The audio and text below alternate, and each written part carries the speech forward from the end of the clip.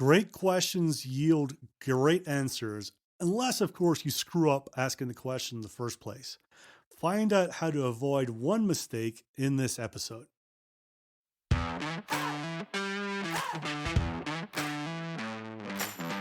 Welcome to the Bite Size Sales Podcast, where we believe that you don't need to take time out of the field or off the phones, stuck in a classroom, in order to get great sales and sales leadership training, and that taking bite-sized steps each day to get better at your craft is the best way to improve your results.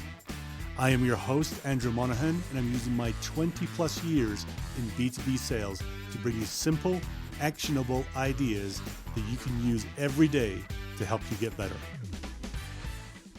Before we get to the tip for today, this episode is sponsored by Sales Bluebird. Most of us don't have time to keep up with the latest sales ideas and all the blogs, podcasts, and news articles every week. Sales Bluebird curates content from all these sources and gives you one thought from me, 2 quotes from others, and 3 sales leadership ideas once a week in your email inbox for free. Sign up right now at salesbluebird.com. Welcome to episode 68 of the podcast, and this is a super simple but super effective tip this morning. You've probably seen this with an inexperienced or even perhaps a nervous sales rep. They know the great question they want to go and ask. They ask it, but then they throw up all over the person they're meeting with, the prospect, with 5 follow-on questions before the person has even the chance to think, never mind answer the first one, right? So they go in and say, tell me about this impact on your business. Oh, especially on this. And what about that? And then tell me what it means for the HR team and then the finance team, right? And they just kind of get what might have been a really meaningful first question lost by just snowballing in with all these other things, all the follow-on questions, and confuse everyone and lose them. And the same thing happens when we're working with our reps one-on-one or, in any sort of, review situation, forecast or pipeline review. The temptation sometimes is to fall in that habit of saying, well, tell me about this, especially this bit, and then tell me how you handled that. And did this ever come up, right? And you're in that same thing. Happens all the time. So in the book, The Coaching Habit by Michael Bungay-Stanier, he addresses this. So let me read straight from the book. My friend Matt May, author of In Pursuit of Elegance and the Laws of Subtraction, tells the story of the time he first drove through the center of Paris. Swept into the traffic circle around the landmark Arc de Triomphe, he noticed quickly that this was not your typical rotary. With 12 streets feeding into the roundabout, the normal rules were reversed. Here, the incoming traffic had right of way, while the traffic already in the circle had to wait its turn. Even though the system works, those crazy French people, Matt's experience was one of white-knuckle panic as cars seemed to come at him from all sides.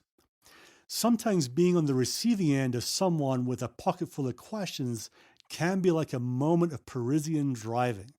Questions come hurling at you left and right. There's no time to answer any of them, and you're feeling dazed and confused. Some call it drive-by questioning, and rather than feeling like a supportive conversation, it has the unpleasant vibe of an interrogation.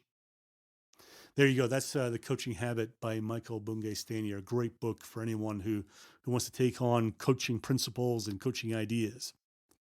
So the question for you from this is do you do this? First of all, have you caught yourself? Can you remember yourself doing it recently? Acknowledge that you do it, right? Acknowledge that it happens, and we're all human, so these are natural things sometimes for us to do. Acknowledge that you do it and you want to change it, and practice not doing it. And practice this everywhere. Practice this in your private life, in your personal life, as well as your work life. Get used to asking single questions, concise, and then shutting up and letting the other person go. And you'll see the results that you'll get as opposed to bombarding them like the Parisian roundabout. And maybe one thing to do, actually, if you're open to this and you're vulnerable with your team, is if you know you do this, say, listen, I know I do this and it's probably super frustrating for you and it's not making for an effective conversation.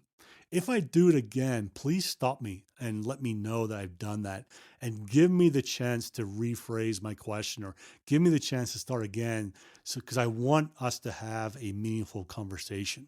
I think maybe having that sort of conversation with your team, if you do find that you do a lot of this, the drive-by question that Michael talks about, maybe together you get to the point where you'll have more effective conversations and they won't feel like they're being bombarded all the time. So there you go. There you go. That's the Parisian roundabout of questions, the onslaught that happens that completely confuses the person you're asking questions of, that we need to stop. If you like this podcast, the most useful thing you could do to support it is share it with just one person.